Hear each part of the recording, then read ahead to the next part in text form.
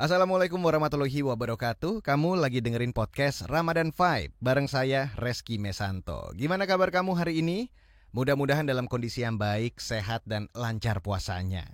Bulan suci Ramadan sebuah momentum penting bagi umat muslim di seluruh dunia untuk meningkatkan kualitas dan kuantitas kegiatan ibadahnya. Salah satunya bisa banget nih memulai untuk bergaya hidup yang hijau yang lebih lestari di tahun ini. Lalu apa yang bisa kita lakukan? Nah, di episode kali ini kita akan ngobrol seputar kontribusi yang bisa kita lakukan walau sekecil apapun bisa bermanfaat bagi bumi. Di episode kali ini sudah ada narasumber saya yang luar biasa. Yang pertama ada Mbak Rahma Sofiana. Mbak Rahma ini adalah juru kampanye media Greenpeace Indonesia. Assalamualaikum Mbak Rahma. Waalaikumsalam, Mas Reski. Kemudian ada juga Mas Agil Laksmana Putra. Mas Agil ini adalah pegiat kader hijau Muhammadiyah. Assalamualaikum Mas Agil. Waalaikumsalam, Mas.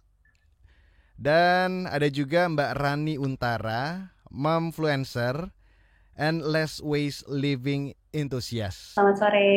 Selamat sore semuanya. Oke, kita langsung aja ngobrol tentang kontribusi yang bisa kita lakukan untuk bergaya hidup hijau. Ini bertepatan dengan bulan Ramadan.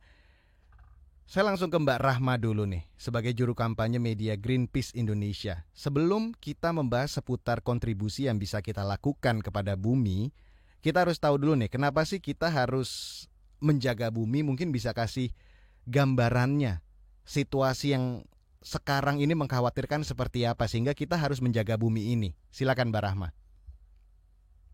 Oke, baik. Terima kasih pertanyaannya ya, Mas Reski ya. Jadi gini, dalam 100 tahun terakhir gitu ya, sudah banyak pakar, banyak peneliti secara sains melakukan penelitian, memberikan paparan, mengeluarkan laporan bahwa ketika suhu bumi naik 1 derajat saja, itu akan memberikan perubahan yang amat sangat besar terhadap ekosistem bumi gitu ya. Nah, makanya sejak sekarang berarti kemarin itu ada COP26 ya, di mana negara-negara berkumpul untuk mendiskusikan tentang mitigasi perubahan iklim. Itu berarti sudah 26 kali dilaksanakan, membahas bagaimana caranya kontribusi-kontribusi negara di dunia ini bisa mengurangi emisi secara global agar tidak ada penaikan suhu 1,5 derajat itu. Nah, sementara yang terjadi sekarang adalah gitu ya, di awal tahun gitu kita bisa lihat ada 100 lebih bencana alam yang berhubungan dengan hidrometeorologi. Jadi berhubungan dengan cuaca ekstrim, hujan lebat gitu ya. Ini laporan yang dirilis oleh BMKG ya, jadi resmi.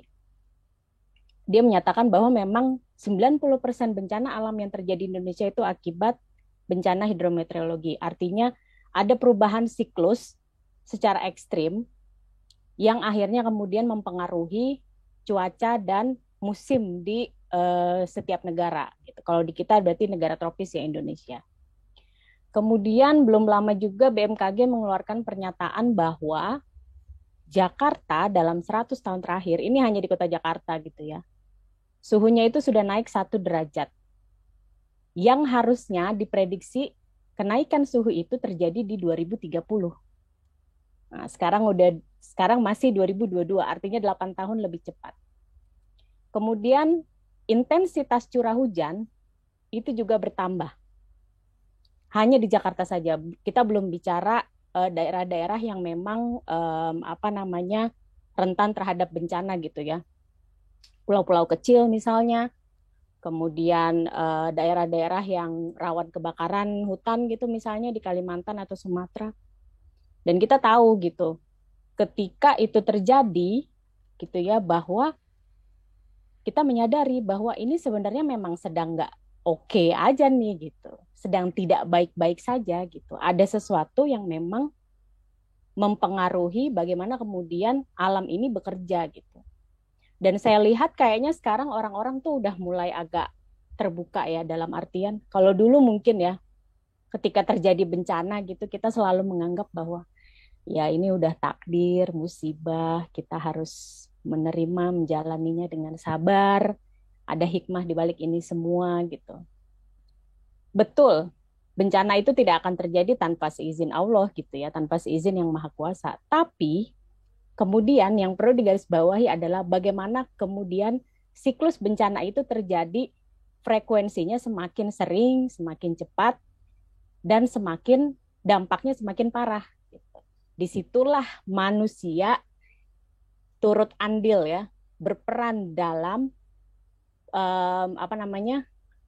akselerasi bencana-bencana alam tadi gitu. Itu baru bicara kenaikan suhu. Belum lagi bicara soal sampah. Sampah plastik ya. Jakarta aja tiap hari itu 7 juta ton. Bayangin Mas, 7 juta ton. Itu saya sih nggak kebayang ya. Banyaknya kayak apa saya sebenarnya nggak kebayang gitu. Dan itu tiap hari diangkut kemudian ditaruh di TPA ya. Sejauh ini semua sampah Jabodetabek adanya di Bantar Gebang. Di 2030 diprediksi Bantar Gebang itu sudah tidak mampu menampung kalau volume sampah di Jakarta tidak berkurang secara signifikan. Itu dari sampah. Belum lagi dari sampah makanan, dari waste food. Itu juga berkontribusi terhadap kenaikan suhu bumi. Karena sampah-sampah, terutama sampah yang organik ya, sampah yang bisa membusuk itu dia mengeluarkan CH4 atau amonia ya, yang bisa terlepas ke atmosfer, kemudian terperangkap di atmosfer sehingga mampu memanaskan suhu bumi. Itu kita baru bicara dari kenaikan suhu bumi dan sampah. Belum lagi misalnya mencairnya es di kutub selatan dan kutub utara, kenaikan air muka tanah yang terjadi di Jakarta, land subsidence ya kalau kita nyebutnya, sehingga menyebabkan kelangkaan air bersih, menyebabkan krisis air bersih di kota-kota besar. Kemudian belum lagi bicara soal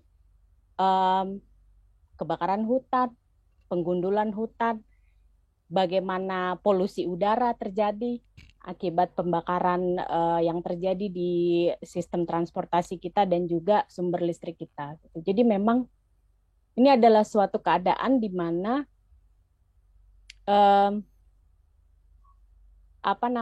yang terjadi akibat perilaku kita, perilaku konsumtif kita, perilaku mubazir dalam tanda kutip, perilaku membuang-buang ya manusia. Manusia itu punya andil besar dalam menciptakan dunia yang kita tinggali sekarang.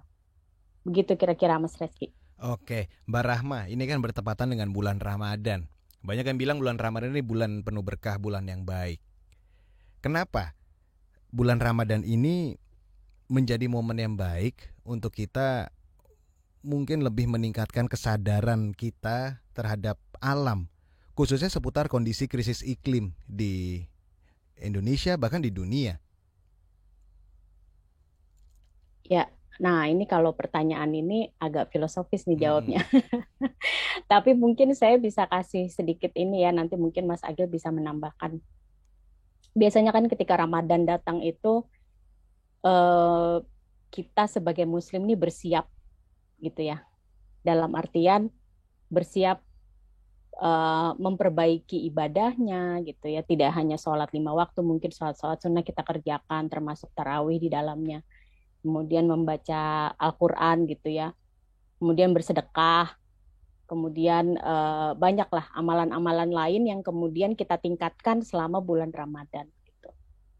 Nah, momentum Ramadan ini seharusnya bisa gitu ya, kita manfaatkan untuk kemudian juga memperbaiki hubungan kita dengan alam. Gitu. Jadi tidak hanya memperbaiki hubungan kita dengan Sang Pencipta gitu ya. Tetapi karena kita manusia adalah guardian of the earth gitu ya. Khalifah di muka bumi, ya memang namanya aja guardian, berarti menjaga, si penjaga bumi gitu.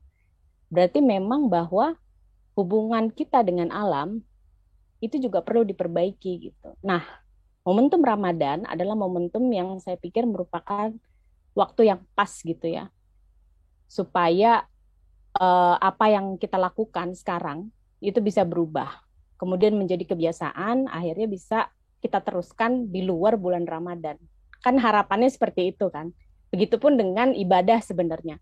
Ketika bulan Ramadannya selesai, harusnya kan kita udah di tempat nih sebulan gitu ya. Harusnya ketika Ramadan selesai, bulan-bulan di luar selain Ramadan itu ibadahnya tetap sama gitu dengan bulan Ramadan. Begitupun perilaku kita dalam menjaga alam. Diharapkan seperti itu.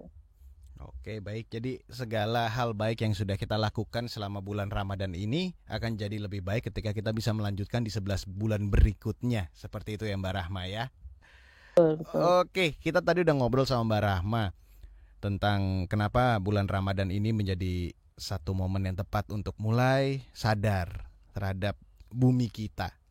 Nah, mungkin pertanyaan yang berikut ini pas banget kalau dijawab Mas Agil. Sebetulnya ada nggak sih Mas Agil hadis tentang menjaga bumi?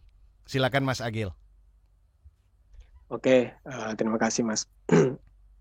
Sebetulnya agama itu mengatur penuh ya kehidupan, apalagi dalam Islam ya, itu mengatur penuh kehidupan kita baik bersosial maupun individu gitu.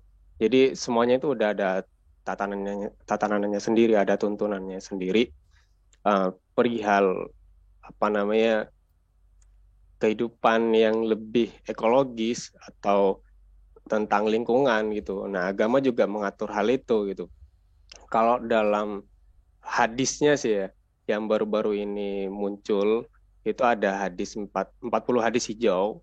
Nah, itu berisi tentang sabda Nabi Muhammad tentang keadilan dan keberlanjutan lingkungan. Nah, di situ dikupas tuntas ada 5 bab gitu. Yang pertama itu bab tentang air, bumi, tanaman, dan hewan, dan yang terakhir itu gaya hidup. Jadi semuanya itu berisi tentang sabda-sabda Nabi Muhammad SAW, berikut tentang tuntunannya juga bahwasannya kita ini sebagai khalifah itu wajibnya itu menjaga gitu, wajibnya itu melestarikan, wajibnya itu tidak merusak. Nah, perilaku-perilaku melestarikan itu harusnya dianggap sebagai bentuk ibadah. Bahkan kalau kita ya dalam Muslim itu harusnya itu dianggapnya wajib karena kita seorang Muslim gitu, khalifah di bumi. Nah, perilaku-perilaku untuk mencemari lingkungan, merusak lingkungan, itu harusnya kita anggap sebagai sesuatu yang haram. Nah, kalau haram kan pastinya kan dosa gitu kan ya. Nah, itu ada sendiri gitu, ada sendiri aturannya, ada sendiri tuntunannya. Bahwasannya agama Islam juga itu mengatur bahwasannya kita itu harus hidup di dunia, itu hidup di bumi, itu benar-benar harus menjaga apapun, menjaga lingkungan sekitar kita, karena lingkungan itu kan tempatnya seluruh makhluk hidup, bahkan manusia sekalipun itu berkembang biak gitu, tumbuh dari kecil sampai dewasa. Nah, tentunya kan butuh lingkungan yang lebih baik lagi untuk keberlangsungan umat manusia itu juga gitu. Oke, Jadi ada. Jadi memang di dalam agama, di dalam Islam pun sudah diatur ya bagaimana kita bisa atau harus mungkin lebih tepatnya menjaga bumi ini juga. Ya gitu ya Mas Agil ya. Betul Mas. Nah, ini kebetulan Mas Agil juga sebagai pegiat dari Kader Hijau Muhammadiyah yang berkonsentrasi pada kelestarian lingkungan. Nah, sebagai bagian dari Kader Hijau Muhammadiyah, apa sih menjadi concern dari Mas Agil dan teman-teman? Oke, kalau concern saya sendiri ya, saya sendiri sebagai pegiat gitu Mas ya. Yang pertama itu tadi udah disampaikan juga sama Mbak Rahma, perihal sampah ya. Nah, kita mau kemana? Sampah ini kan problem yang kompleks, problem yang luas gitu. Kita mau kemanapun pasti pasti akan ketemu sampah gitu. Mulai dari sampah yang kecil maupun sampah yang mungkin tumpukan besar-besar sampai tontonan gitu ya. Ada mungkin sekitar puluhan juta ton sampah yang ada di dunia, maupun itu di darat atau di laut gitu. Dan yang tercover atau bahkan didaur ulang gitu, yang benar-benar bisa mengurangi pencemaran lingkungan, itu mungkin nggak sampai 10% gitu Mas. Nah, jadi jutaan lainnya bisa kita bayangkan itu pasti akan ada di selokan-selokan, ada tumpukan di TPA-TPA, bahkan ada di laut-laut. Nah, itu yang apalagi yang ada di laut ya. Problem kita itu apalagi di dunia pendidikan kita ya. Biasanya dulu kalau kita SD gitu ya atau masih sekolah, kita pasti lihat pajangan-pajangan bahwasannya buanglah sampah pada tempatnya. Nah, tapi pendidikan kita itu tidak mengatur, tidak menganjurkan bahwasannya kurangi sampah. Nah, sebenarnya tata kelola kebijakannya saja yang salah gitu. Yang itu juga berakibat besar bagi apa namanya pengelolaan sampah yang juga kurang juga, jatuhnya ke budaya masyarakat yang konsumtif banget gitu perihal sampah ini. Nah, selain sampah sih ya, yang kedua itu tentang problem hutan yang ya makin hari makin menghilang. Nah, hutan ini kan dianggapnya harusnya gudangnya kita untuk bertahan hidup gitu ya. Karena kita mendapatkan oksigen yang bagus itu ya dari hutan juga, dari pohon gitu. Nah, hal itu yang dilakukan teman-teman Kader Hijau Muhammadiyah selain advokasi ke wilayah konflik ya, wilayah konflik sosial ekologis. Nah, teman-teman itu fokus untuk recovery bagaimana sih bumi ini bisa berlangsung gitu. Nah, atau teman-teman memulainya dengan ekoliterasi, kampanye-kampanye yang dimulai teman-teman di media sosial dan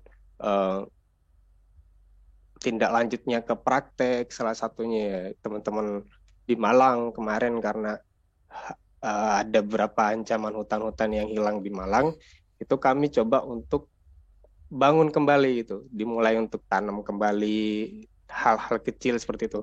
Nah, dua hal itu yang concern saya dan teman-teman di Kader Hijau Muhammadiyah bahwasannya krisis iklim ini ada di depan mata gitu. Bahkan sudah ada di 5 cm kening kita gitu. Kalau kita nggak berbuat sesuatu yang bahkan kecil aja untuk penyelamatan bumi, kayak misalkan sampah, kita kurangi konsumtifnya, karena apa yang kita buang itu akan kembali lagi ke meja makan kita gitu Mas. Apa yang kita lakukan itu akan kembali lagi ke tempat hidup kita. Apa yang kita ambil itu mereka akan menuntut kembali apa yang pernah kita ambil gitu. Nah, itu yang harusnya itu yang jadi pola pikir teman-teman bersama di KHM gitu. Oke, baik, Mas Agil. Terima kasih. Nanti kita lanjut lagi. Dari tadi Mbak Rahma dan Mas Agil ngomongin sampah. Kayaknya seolah-olah memang menjadi masalah di mana-mana sampah. Kita buka mata sampai tidur pasti kita menghasilkan sampah. Nah, ini menariknya ada Mbak Rani. Mbak Rani nih kita sama-sama tahu Mbak Rani benar-benar menjalani hidup less waste atau meminimaliskan banget yang namanya sampah. Pertanyaan saya adalah bagaimana Mbak Rani menjalani hidup yang meminimalkan banget sampah, dan menurut Mbak Rani kenapa yang dilakukan Mbak Rani ini penting buat bumi dan mungkin penting juga dilakukan sama teman-teman? Sebelumnya sih mungkin kalau trigger saya ketika mulai belajar untuk less waste ini kan ketika mungkin terlambat kali ya, ketika saya sudah jadi seorang ibu gitu. Jadi triggernya itu ingin memberikan sebuah contoh yang nyata, contoh yang utuh terhadap anak-anak saya gitu kan. Apalagi saya punya 4 anak gitu. Jadi awalnya sih itu gitu kan. Terus kemudian karena apa ya? Pelan-pelan saya belajar mengenai less waste ini, berkenalan dengan bank sampah, kemudian mengompos gitu kan. Itu membuat saya itu menjalankan less waste ini tuh membuat saya itu lebih sadar gitu dalam dalam dalam mengkonsumsi sesuatu, dalam melakukan sesuatu gitu kan, karena tipis ya bedanya antara keinginan sama kebutuhan gitu kan. Terus ya pentingnya sih pentingnya dari menjalankan less waste ini ya kita jadi tidak egois gitu. Kita menjadi tidak egois, tidak memikirkan diri sendiri. Dan tadi juga seperti kata Mas Agil, sebagai umat Islam, kita sebagai khalifah, kita juga sebagai rahmatan lil alamin gitu kan, rahmat bagi seluruh alam, bukan hanya bagi sesama umat Islam saja, tapi bagi seluruh alam ini gitu. Jadi ya memang seperti jadi kewajiban sih bagi kita kalau misalnya ingin menjadi seorang muslim yang kafah, menjalankannya yang seutuhnya, ya kita juga harus menjaga dan mencintai lingkungan gitu. Wah, luar biasa. Kita harus menjadi khilafah di bumi ini, dan salah satu yang dilakukan adalah yang paling simpel aja, nggak usah mikir kemana-mana, membela ini itu, cukup menjaga bumi. Itu jauh lebih bermanfaat ya, sangat bermanfaat bahkan. Dan untuk itu, teman-teman di Greenpeace ini punya program kampanye, namanya Ummah for Earth atau Umat untuk Bumi. Mbak Rahma mungkin bisa cerita, ini apa maksudnya dan tujuannya untuk apa? Silakan Mbak Rahma. Ya, jadi Ummah for Earth ini sebenarnya betul memang diinisiasi oleh Greenpeace. Awalnya di Greenpeace Timur Tengah. Kemudian kami juga mengajak beberapa aliansi atau LSM-LSM lain ya, seperti Global One yang berbasis di UK, turut serta juga mengkampanyekan tentang Ummah for Earth ini atau umat untuk bumi. Jadi memang sebenarnya Ummah for Earth ini ada karena berangkat dari kegelisahan kita tadi ya soal bumi yang tidak baik-baik saja ini gitu. Nah, kita berpendapat bahwa kita nih yang sekarang masih mampu gitu ya untuk melakukan sesuatu, seperti tadi kata Mas Agil, wajib gitu ya, memang wajib gitu untuk melakukan sesuatu yang bisa membawa perubahan yang lebih baik gitu. Jadi tadi kalau Mbak Rani bilang membuat kita menjadi tidak egois, itu betul gitu ya. Karena apa? Karena kita memikirkan masa depan gitu. Apakah kita tega gitu ya mewariskan bumi yang penuh dengan sampah, yang lautnya tercemar, yang udaranya kotor ke anak cucu kita yang nantinya akan merasakan semua dampak yang diakibatkan oleh perbuatan kita hari ini gitu. Nah, jadi berangkat dari keresahan itu, kegelisahan itu, kemudian diluncurkanlah program Ummah for Earth ini di awal tahun 2020 gitu.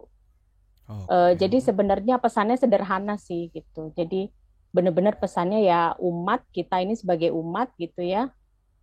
Dan betul bukan hanya umat muslim, dan saya rasa mungkin di agama lain juga mengajarkan soal bagaimana kemudian kita berhemat gitu ya, bagaimana kita memperlakukan sesama makhluk hidup, hewan, tanaman gitu. Saya rasa mungkin di agama lain juga ada gitu ya. Dan tentunya ini harus menjadi gerakan kita bersama gitu, bahwa memang bukan sekedar sosokan mau green lifestyle gitu ya, enggak gitu, bukan itu gitu, tapi memang umat itu yang memang harus ada untuk bumi gitu. Dalam artian tadi Mas Agil menyinggung soal ibadah, bagian dari ibadah itu gitu. Kira-kira begitu Mas Reski. Oke, baik. Nah, Mas Agil, saya juga dengar nih ya, Kader Hijau Muhammadiyah ini punya fikih air. Mungkin boleh dijelaskan detailnya seperti apa? Oke, jadi sebenarnya aku ralat nih Mas ya, bukan teman-teman Kader Hijau Muhammadiyah yang mengeluarkan atau punya fikih air itu. Jadi itu dari Majelis Tarjih PP Muhammadiyah di 2015 lalu itu meluncurkan yang konsepnya itu lebih di atas fatwa gitu, karena itu dari Majelis Tarjih gitu. Itu ada buku pedoman tentang fikih air yang awal mulanya itu ya, itu dimulai dari eh, problem krisis air gitu, masalah pengelolaannya. Jadi makanya apa namanya, Majelis Tarjih dan Tajdid pimpinan Pusat Muhammadiyah itu menerbitkan buku Fikih Air yang isinya itu kumpulan pandangan Islam tentang air, baik pengelolaannya dan juga pemanfaatannya gitu. Nah, prinsip Islam itu kan mengenai air itu sebenarnya sudah ada dan bahkan ada tuntunannya. Cuma selama ini itu menurut teman-teman Muhammadiyah itu masih belum ada yang berbentuk soft copy atau berbentuk buku atau berbentuk pedoman gitu. Karena masih sebatas hal-hal yang tersirat dalam kaidah, dalam nilai-nilai, dalam ayat-ayat gitu. Nah, salah satu poinnya itu yaitu membahas bagaimana hubungan manusia itu kepada alam itu.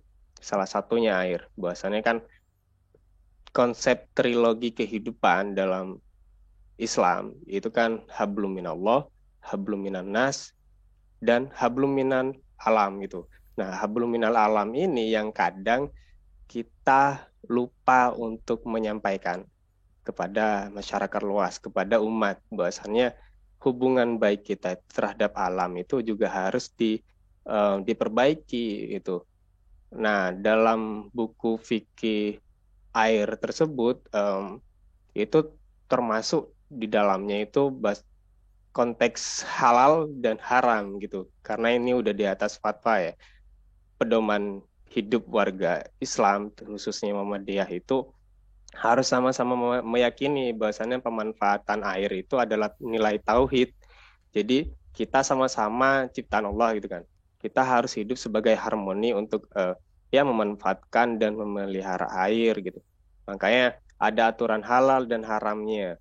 Bahwasannya kalau kita mencemari lingkungan atau merusak kualitas air, membuang tinja, limbah pabrik, limbah tambang, limbah perkebunan ke sungai, atau limbah keluarga gitu ya, itu hukumnya itu dijatuhi haram. Karena itu bisa merusak kualitas air gitu ya. Nah, begitupun dengan konsekuensinya kalau kita udah melakukan hal-hal yang haram, itu ya termasuk dosa. Makanya wajib bagi kita untuk menghindari itu. Itu salah satu isi dari buku Fikih Air. Kalau kita bahas di sini mungkin terlalu panjang juga, Mas, karena itu detail dan tidak hanya satu pembahasan saja gitu. Oke, baik. Jadi pada intinya memang sekali lagi agama kita sudah mengajarkan bagaimana kita harus peduli dan menjaga bumi kita ini. Iya. Nah, ini menariknya salah satu yang bisa dilakukan untuk bareng-bareng menjaga bumi adalah seperti yang dilakukan Mbak Rani. Kampanye pantang plastik. Jadi dilakukan untuk mengurangi sampah plastik seperti yang tadi sudah kita bahas. Sampah plastik di mana-mana, jumlahnya juga luar biasa. Pertanyaan saya adalah Mbak Rani, kalau misalnya kita di rumah itu kan kadang-kadang memang kalau kita belanja nggak pakai plastik nggak apa-apa, tapi begitu sampai di rumah pasti kita nyari plastik paling nggak untuk buang sampah harian. Nah, bagaimana Mbak Rani bisa mensiasati dan mulai mengkampanyekan pantang plastik, dan menurut apa dampaknya menurut Mbak Rani ke depannya? Sebetulnya kalau misalnya kita mau mulai pantang plastik ini tuh sangat mudah sih sebetulnya, dan itu memang, tapi balik lagi disesuaikan dengan kondisi rumah masing-masing misalnya, atau kondisi dari individu masing-masing. Jadi tergantung nyamannya itu untuk start di mana, konsisten dulu, baru setelah itu mungkin bisa level up untuk melakukan action yang lain gitu.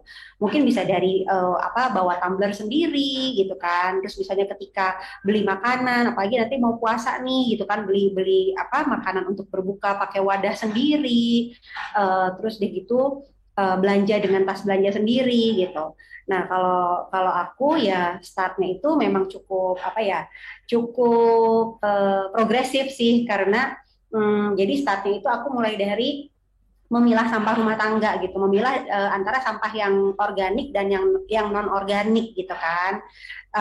Jadi kan dari situ bisa ketahuan nih sampah yang aku hasilkan itu seberapa banyaknya gitu. Jadi buat bahan untuk perbaikan aku ke depannya mesti gimana lagi gitu kan. Gitu. Jadi dan apa untuk misalnya ini jadi cerita rumah tangga nih kayak untuk kalau misalnya nggak sempet masak gitu kan, nggak sempet ke pasar, itu saya apa suka beli beli masakan jadi gitu kan di kantin atau di restoran gitu. Saya tuh udah alhamdulillah udah selalu konsisten bawa wadah sendiri gitu kan, dan keuntungannya ketika ibu-ibu yang lain lihat yang ikutan ngantri gitu, kok saya nggak dapat pakai wadah kayak gitu gitu kan. Oh enggak, itu sih bawa sendiri mbaknya katanya gitu. Terus ya udah, jadi malah lebih praktis karena sampai rumah udah tinggal saya sajikan aja di meja makan gitu, nggak perlu dipindah-pindahin lagi ke piring gitu kan. Jadi kan ya jadi berhubungan kayak menghemat air juga gitu kan. Terus kalau misalnya beli ke supermarket belanja beli buah-buahan itu kan biasanya suka pakai plastik kan yang digulung gitu. Yeah. Nah ini tuh bisa kita siasati juga pakai ada kayak kantung serbaguna lah, mau kantong apapun. Aku sih punya kayak kantung jaring gitu yang bisa dipakai berulang kali. Jadi benar-benar sangat menghemat pemakaian plastik sekali pakai gitu. Dan bahkan sebetulnya kalau Mbak, aku tuh nggak punya tools kayak gitu, kantong jaring lah, tumbler yang gimana gitu kan. Ya udah pakai plastik kresek aja yang ada di rumah gitu, karena sebetulnya plastik itu kan tahan lama ya nggak sih. Itu tuh didesainnya sebetulnya bukan untuk yang aku tahu ya, bukan untuk sekali pakai, malah dia tuh tahan lama banget. Jadi ada temen yang memang dia juga udah less waste living juga, dia pakai satu plastik itu untuk belanja berkali-kali gitu. Jadi ya sebetulnya bisa starting dari hal yang paling mudah dan paling nyaman untuk diri sendiri. Oke, jadi memang saya tiba-tiba jadi terinspirasi. Hal yang paling mudah dilakukan pertama adalah mungkin kalau belanja makanan ya udah kita bawa tempat bekal sendiri gitu ya. Itu juga ya, justru bisa dilakukan yang paling simpel dibanding kita ribet-ribet mikir nanti sampah rumah tangga ditaruh di mana gitu. Terima kasih Mbak Rani sarannya. Insya Allah nanti saya lakukan. Oke, Mas Agil, ada nggak tips dari Mas Agil untuk kita mulai melakukan Green Ramadan di Ramadan kali ini? Oke, dimulainya sih pasti dari diri sendiri ya. Dimulai dari pola pikir kita gitu. Sebagai seorang Muslim, kita harusnya beranggapan bahwasanya perbuatan merusak lingkungan itu termasuk dosa, dan bahkan hampir sama kriteria dosanya seperti dosa-dosa besar, membunuh, merampok, dan dosa-dosa besar lainnya gitu. Jadi kalau pola pikir kita sebagai seorang Muslim demikian, bahwasannya perbuatan merusak lingkungan itu dosa besar, harusnya kita hindari. Nah, momen-momen Ramadan seperti ini kan momen yang pas untuk kita meraih ketakwaan gitu kepada Allah gitu. Meraih puncak ketakwaan itu salah satunya ya memperbaiki hubungan kita bukan hanya kepada Allah, bukan hanya kepada manusia, pastinya ya kepada alam juga. Nah, momen Ramadan seringkali biasanya dijadikan ajang untuk kita nyampah. Bahkan di masjid-masjid sekalipun, kita nggak mau mungkirin itu ya, karena masih banyak masjid-masjid yang bahkan masih pengelolaan baik airnya itu masih boros yang pertama.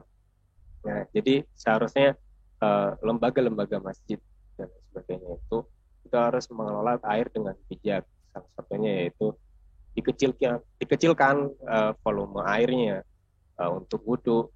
Dan yang kedua tentang problem sampah itu ya, tadi udah disampaikan juga sama Pak Ranis beberapa. Nah, untuk khusus warga-warga Muslim, apalagi yang menjalankan ibadah puasa buka bersama di masjid-masjid maupun di rumah-rumah, itu stoplah kita untuk konsumsi sampah, apalagi sampah plastik yang sekali pakai, karena masih banyak penggunaan wadah-wadah lain yang bisa kita pakai yang bahkan itu jauh lebih ekologis.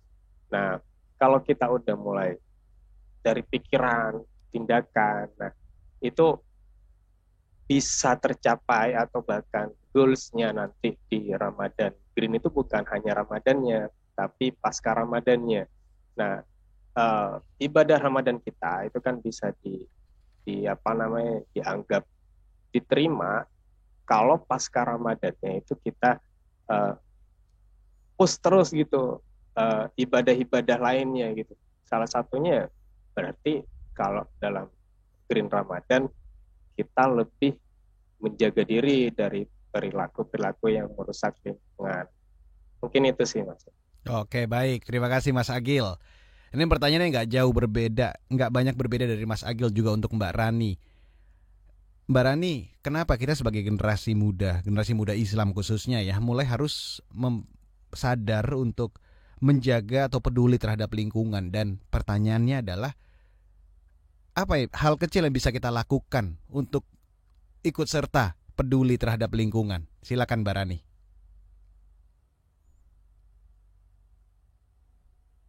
Ya, apalagi kan sebagai umat Islam ya gitu, kita jangan sampai kita itu menjadi bukan maksudnya kita menjadi solusi.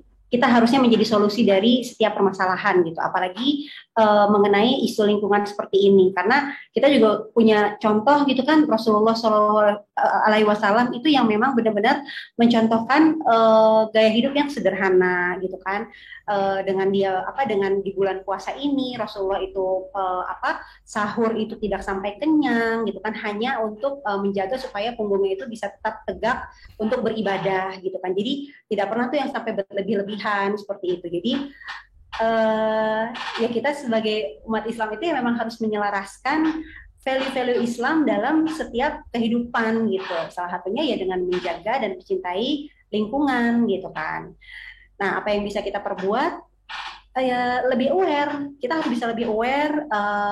Jangan hanya memikirkan diri sendiri, tapi juga mulai melihat nih ya yang bisa dilakukan mungkin berbeda-beda ya dari setiap orang gitu kan. Tapi dimulai dari hal-hal yang kecil seperti yang tadi saya udah sempat bilang, ada yang nyamannya dengan yaudah deh, saya mau start dari bawa tumbler sendiri dulu gitu kan. Saya mau start dari bawa tas belanja sendiri dulu gitu. Karena tidak ada langkah yang terlalu kecil untuk sebuah kebaikan gitu. Apalagi kalau itu dilakukan terus-menerus gitu kan, konsisten gitu. Jadi kayaknya kalau mau mikir yang langkah apa dulu ya, pokoknya aku harus memberikan impact yang besar gitu. Ya sulit juga ya, takutnya ntar malah nggak jangka panjang gitu kan si actionnya ini gitu. Tapi lebih baik dimulai dari hal-hal yang simple tapi continue, itu akan insya Allah tuh akan ada level akan ada masa di mana kita pengen level abis ini gue ngapain lagi ya kayak gitu. Dan Ramadan ini sih memang jadi momen yang penting banget ya Mbak Rahma, Mas Agil, yang penting banget buat kalau misalnya kita mau ya introspeksi diri, mulai melihat lingkungan kita tuh sekarang udah seperti apa sih gitu. Ini momen yang benar-benar tepat kalau kita mau memulai sesuatu. Oke, terima kasih Mbak Rani. Langkah mulai dengan langkah yang kecil dulu, nggak usah bingung mikir langkahnya gimana, intinya mulai aja dulu. Nah, Mbak Rahma, pertanyaan yang sama, kontribusi yang bisa kita lakukan untuk bisa menjaga bumi, peduli terhadap bumi, apalagi di bulan yang baik ini. Ya, jadi tadi mungkin udah dipaparkan juga gitu ya sama Mas Agil sama Mbak Rani. Intinya puasa ya, melaksanakan ibadah puasa itu kan adalah menahan diri. Nah, menahan diri ini kan bukan hanya persoalan kita menahan diri dari makan dan minum gitu ya, tapi menahan diri juga untuk tidak berlebih-lebihan gitu. Kadang kita berpikir bahwa ketika menjelang berbuka gitu kayak semuanya mau dimakan, semuanya mau dibeli gitu. Nah, justru dengan memikirkan mulai menerapkan hidup less waste, justru kita akan membuat prioritas.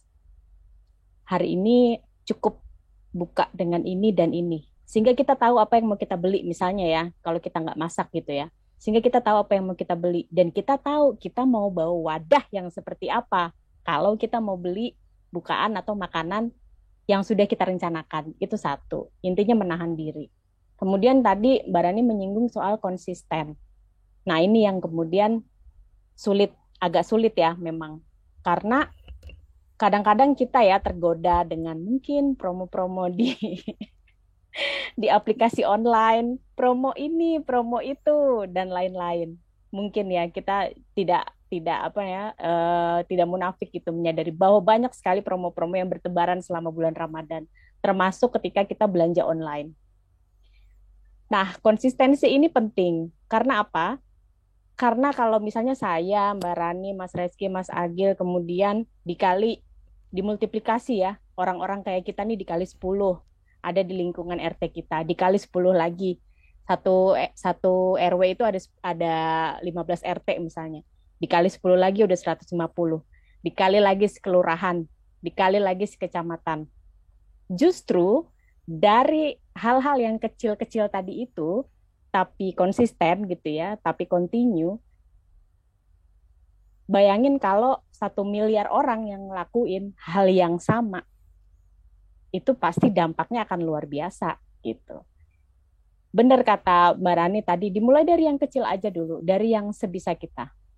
Misalnya itu tadi bawa tumbler, bawa tas belanja sendiri, bawa wadah sendiri gitu ya. Kurang-kurangin belanja online, tahan-tahanin jempol. Intinya kan menahan diri. Kurang-kurangin mengkonsumsi makanan-makanan yang wadahnya menggunakan plastik, kira-kira seperti itu. Dan ada sebenarnya cara-cara yang